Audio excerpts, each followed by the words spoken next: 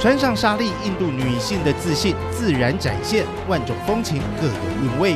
纱丽号称印度国服，不过材质和编织手法却有极大不同。上等纱丽的原料可是十足费工。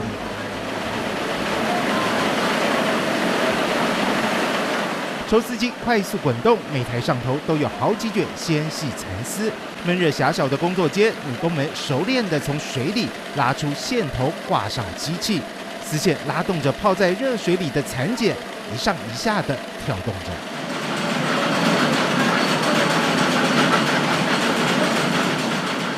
What they do, they're doubling, making one thread out of 2, 3, winding, rewinding.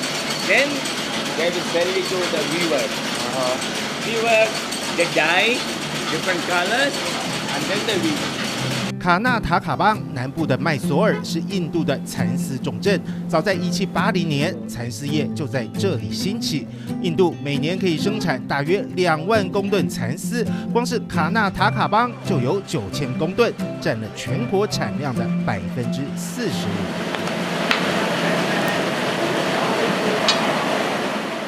炉灶里不停添加柴火，确保水温够热。一篮一篮的蚕茧往滚水里倒，工作人员用小木棍不停搅拌，要把蚕茧煮软，容易取丝。手法熟练快速，倒像是面摊老板在煮面。ಇದು 1 kgಗೆ 800 ರೂಪಾಯಿ. ನಾವು ಅಲ್ಲಿಂದ ತಗೊಬಂದು ಮಾರೋದಕ್ಕೆ ಇಲ್ಲಿ ಬಿಡಿಸೋದಕ್ಕೆ ರೇಷ್ಮೆ ಮಾರೋದಕ್ಕೆ 8,000ದಿಂದ 9,000 ಬೀಳ್ತದೆ. 蚕茧和蚕丝的价差看似惊人，但1公斤的蚕丝得要用将近10公斤的蚕茧才能做得出来。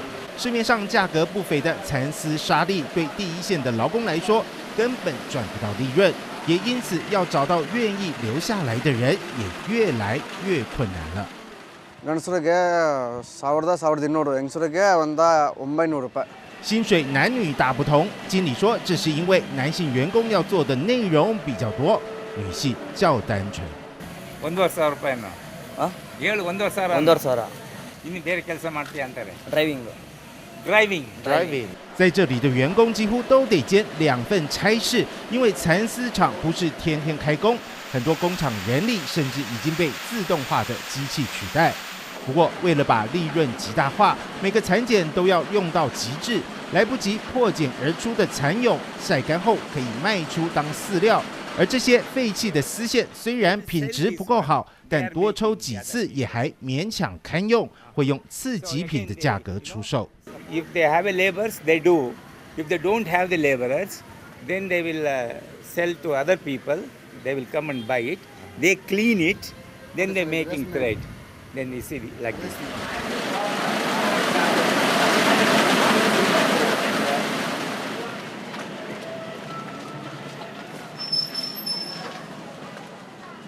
好，我们刚刚看到做出来的这个丝绸呢，今天的市场价格还不错，1公斤可以卖到9000块的卢比，所以他们现在一包大概有40公斤，准备要再到市场去卖。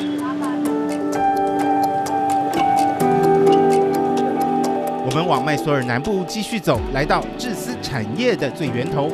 这里的农人沿着道路两侧种满了桑树，因为得大量喂养他们的小金主。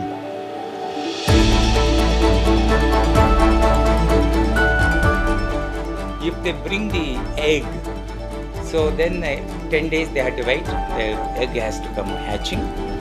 Then the worms, where it looks like a ant, they have to chopping the leaves, feeding. 蚕宝宝吐丝结茧就是他们的采收日，蚕主人会聘请临时工，从竹筐中把蚕茧依照大小、品质分类，再运到市场拍卖喊价。